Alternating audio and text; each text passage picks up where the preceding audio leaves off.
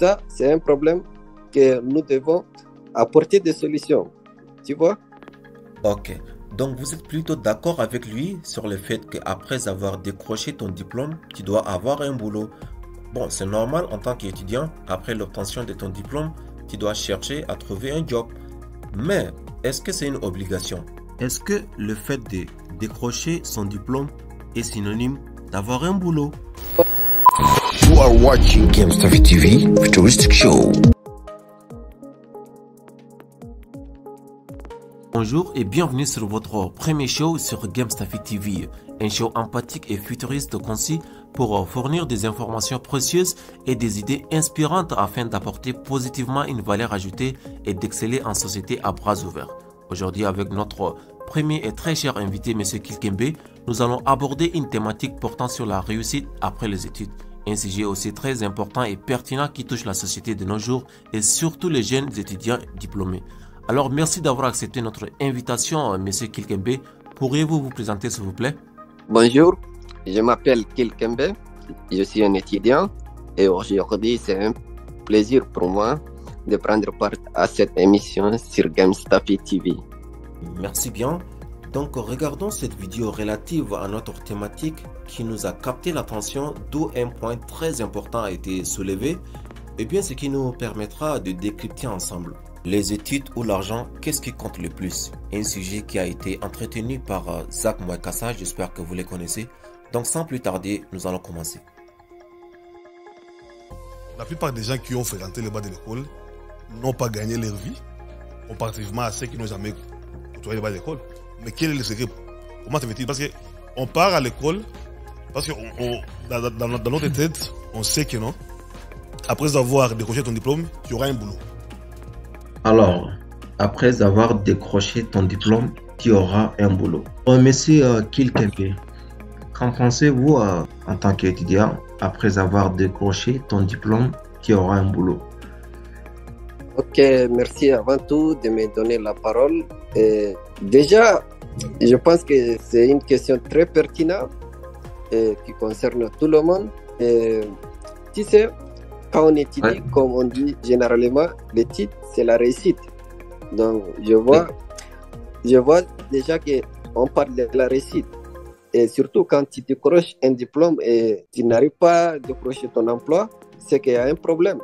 On est supposé, c'est-à-dire après avoir fini ses études, directement, le plus vite possible, avoir un boulot.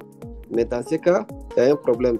Je pense que ce problème est dû à notre système d'éducation.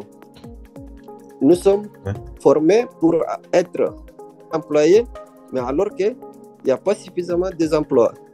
À mon avis, ça, c'est un problème que nous devons apporter des solutions. Tu vois? Ok. Donc, vous êtes plutôt d'accord avec lui sur le fait qu'après avoir décroché ton diplôme, tu dois avoir un boulot. Bon, c'est normal en tant qu'étudiant, après l'obtention de ton diplôme, tu dois chercher à trouver un job. Mais est-ce que c'est une obligation? Est-ce que le fait de décrocher son diplôme est synonyme d'avoir un boulot? Parce que ça dépend. Je suis d'accord avec lui. Oui. Je suis d'accord avec lui d'une part. Déjà, dans la plupart, même moi, quand on était jeune, je n'avais pas des idées comme être un entrepreneur, c'est-à-dire développer une activité personnelle. Tout ça, ces idées entrepreneurs, ça m'est arrivé après. Donc, normalement, on est censé directement après avoir fini ses études. Déjà, l'école même, on nous forme pour être des employés, tu vois. Donc, je suis d'accord avec lui d'une part, mais ce n'est pas une obligation directement d'avoir un emploi. C'est-à-dire, obligation, quand on dit tu es obligé, je ne pense pas que c'est le cas. Je ne pense pas. C'est-à-dire, d'une part, tu es plutôt d'accord avec lui. C'est bien ça, d'après ce que tu viens d'expliquer. Parce que comme tu viens de le dire, voilà, l'école nous forme pour être employés plus tard. Oui, d'une manière générale, voilà. C'est ça. Okay. Une fois tu termines les études, tu décroches ton diplôme, tu sors pour être employé. Mais sans oublier qu'il y a des personnes aussi, ils réussissent sans les études. Oui, et d'autres qui réussissent en parallèle. C'est-à-dire ils font leurs études et en même temps, ils ont un truc à côté, ou bien un boulot. Et une fois ils finissent leurs études, c'est-à-dire leur diplôme est là, ça va leur servir de décrocher un job quelque part. Et ils ont aussi leur petite entreprise à côté qu'ils ont déjà monté en parallèle pendant le parcours de leurs études. Oui, oui, ça, je pense que ça concerne les gens qui sont plus créatifs. Et dans ce cas, moi, je les encourage beaucoup parce que faire deux choses à la fois, c'est pas facile. C'est pas donné à tout le monde, mais d'une manière générale, l'école ne nous forme pas pour réussir en parallèle, c'est-à-dire dans une autre activité, ensuite dans ses études. Donc c'est pas dans ce cas. L'école, c'est-à-dire d'une manière générale, on nous forme seulement pour être employé. Dans ce cas, quand tu finis tes études, normalement tu devrais travailler. Donc tu n'as pas d'autre option. Donc ce qui parce que les gens croient que bon, être riche, c'est avoir des besoins quotidiens, tels que de manger, payer les loyers, avoir la voiture. Il y a quelqu'un, s'il a ça, il te dit c'est fini. Lui, il a gagné sa vie. C'était quoi votre question? Je pense que, d'après ce qu'il vient de dire, gagner sa vie, c'est avoir mangé, payer son loyer ou bien avoir sa propre maison, sa voiture. Et c'est bien, on a réussi. Est-ce que c'est gagner sa vie? Bon, déjà la réussite, chacun définit à sa manière. Tu vois, la réussite n'a pas une définition exacte. Donc, déjà, quand tu te sens épanoui dans ce que tu as, le plus important, c'est l'épanouissement. Donc, pour moi, la réussite n'a pas point d'arrivée, tu vois. Donc, du moment que tu es à l'aise avec ce que tu as, donc tu as réussi. Mais la deuxième notion qui m'intéresse beaucoup, c'est la richesse. Il ne faut pas confondre la richesse avec la réussite. Tu vois, la richesse, quand on dit tu es riche, c'est-à-dire tu vis au-delà des moyens. Des moyens, on peut dire primaires, secondaires. Tu es peut-être que plus riche, c'est-à-dire que tu as plus de moyens, tu es dans une étape plus évoluée. Peut-être que tu es capable de subvenir à tes besoins personnels, besoins familiales, et au-delà de ça même, peut-être que aider d'autres gens à apporter quelque chose de nouveau dans la société. Peut-être, pourquoi pas, je peux dire même être créatif, c'est-à-dire être comme un entrepreneur, changer des choses, pourquoi pas même apporter quelque chose qui n'existe pas dans notre vie. Je prends un exemple sur Elon Musk, tout le monde le connaît, il est l'un des gars les plus riches actuellement dans le monde. Je sais que dans ces derniers temps, il s'intéressait beaucoup à l'univers. Je pense qu'il a essayé même aller jusqu'au Mars, une planète Mars, pour investir là-bas. Donc c'est ça, quand tu es riche, tu es plus créatif. Tu peux passer au-delà de tes limites, faire quelque chose que personne n'a pas pensé à faire, tu vois. Ça, c'est la richesse. Ouais. Chose qui est différente, la réussite. Oui, parce que quand tu dis je suis riche, bon, je pense que... D'accord, donc toi, tu viens de définir, d'après les exemples que tu viens de donner, c'est-à-dire tu viens de définir ce que c'est la richesse, c'est ça? Comme l'exemple de parce que tu il est riche, voilà. Quand tu es riche, je peux dire que tu n'as pas les limites. Mais quand tu as réussi simplement ta vie, tu es limité. Par exemple, tu as, comme il dit, l'argent à manger, tu as l'argent à payer tes loyers, tu as une voiture à faire tes courses. Peut-être que tu as l'essentiel, mais tu es toujours limité. Tu ne peux pas offrir à tes enfants, par exemple, à voyager dans le monde entier. Tu ne peux pas offrir à tes enfants de fréquenter dans les meilleurs établissements dans le monde. Tu ne peux pas offrir à ta famille tout ce que tu veux. Tu vois, la réussite, c'est simplement quand tu es épanoui d'une manière limitée, tu vois, dans un cadre bien spécifique. Tu vois, ta vie est bornée, quoi. Tu comprends? Exact. Donc, je pense qu'on a fait un petit peu la distinction entre la réussite et la richesse. D'où le terme réussite est considéré comme un concept qui peut être interprété de différentes manières selon chacun. Donc en général, la réussite est associée à l'accomplissement d'un objectif, d'un projet ou d'une ambition que l'on s'est fixé. Et une fois on atteint, c'est bien c'est le succès, d'où on se sent épanoui, comme vous l'avez dit. Et c'est vrai aussi que la réussite est perçue comme la richesse pour certaines personnes, alors que pour d'autres, elle peut être liée à des réalisations ou bien le bonheur. Maintenant, maintenant, concernant la richesse, c'est un terme qui est au-delà de la réussite. C'est-à-dire que la personne est très créative, elle veut gagner plus, elle a des grandes ambitions et elle apporte un plus à la société, comme l'exemple adéquat de Elon Musk. Alors continuons. Parce que Le système a été créé système éducatif, pour être travailleur. pour travailler, Ce n'est pas pour être millionnaire. et puis le système éducatif n'ont jamais enseigné à une personne l'échec. Vous voyez, L'échec. l'échec n'existait pas. Bon, moi, personnellement, je pense qu'il a raison. Parce que le système éducatif ne nous a pas appris l'échec ou comment le surmonter. La première fois qu'on fait face à l'échec, c'est dans le domaine de l'éducation.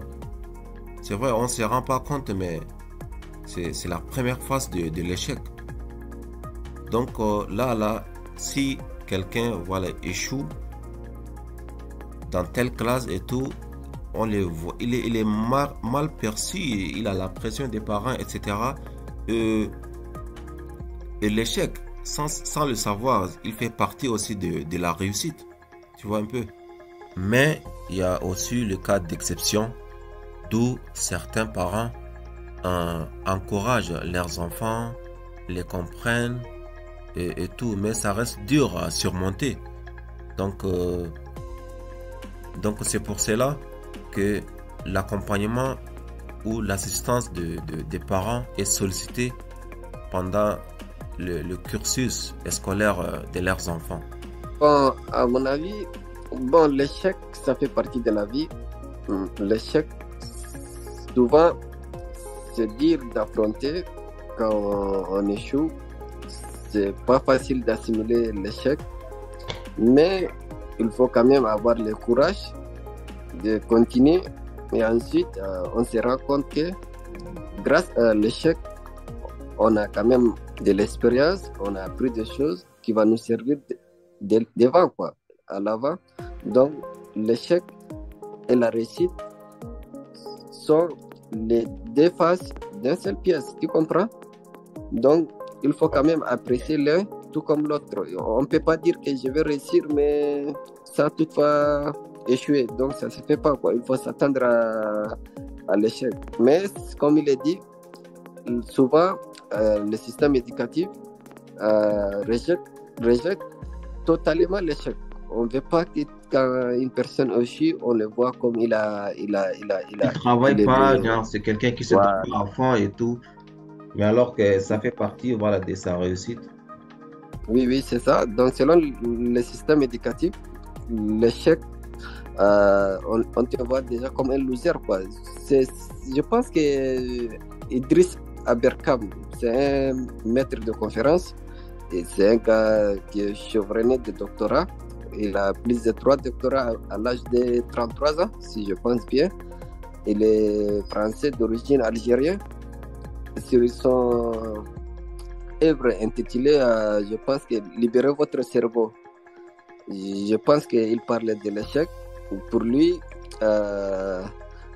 quand tu échoues, c'est le moment de libérer ton cerveau, quoi. Parce que l'être humain, des fois, l'échec peut te pousser à aller au-delà de ce que tu espérais, tu vois, peut booster tes limites. Tu comprends ce que je veux dire? Donc, l'échec pour lui, ça n'a que le commencement, quoi, pour aller au-delà. Tu comprends? Ouais, tout à fait. L'échec, ça va plutôt te rebooster au lieu, voilà, de te faire décourager.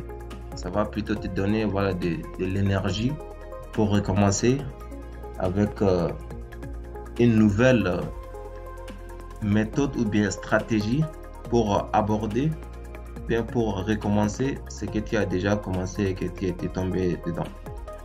Oui. Quand on l'étudiait, donc, tout celui qui échouait, on le trouvait comme un con. Tu faisais sujet aux humiliations, on t'avait t'agenouiller, te chicoter. Parce que c'est là, et tu es un con parce que tu n'es pas à mesure de résoudre un exercice en géographie ou bien en mathématiques. Est-ce que c'est la mathématique et la géographie qui définissent quelqu'un? Donc, tous celui qui échouait, on les trouvait comme un con. Oui, oui, d'après Zach, et je me souviens quand on fréquentait à l'école primaire, souvent quand tu échoues, je pense que tu as la pression sur toi déjà, à part sur toi-même. Si c'est que quand tu rentres à la maison, les parents même vont t'attendre à te demander pourquoi tu as échoué. Pourtant, on t'a fourni tous les besoins éducatifs, donc tu dois t'expliquer. Donc l'échec, c'est du point de vue général, c'est pas bien quoi. Quand tu échoues, normalement, c'est juste, il faut éviter quoi. Moi, je vais te dire, c'est vrai, ça fait partie de la vie, mais il faut éviter l'échec.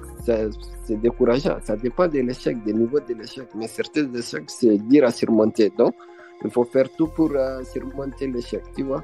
Ouais, je vois.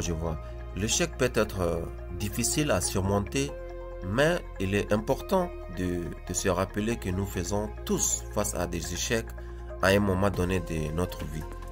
Donc, c'est normal de ressentir de la colère, la tristesse, la déception ou même de la honte. Mais acceptons nos émotions, identifions la raison de notre échec pour faire différemment demain. Ce qui peut nous aider à éviter les mêmes erreurs à l'avenir. Alors maintenant, parlons de l'importance de l'école. Qu'en est-il?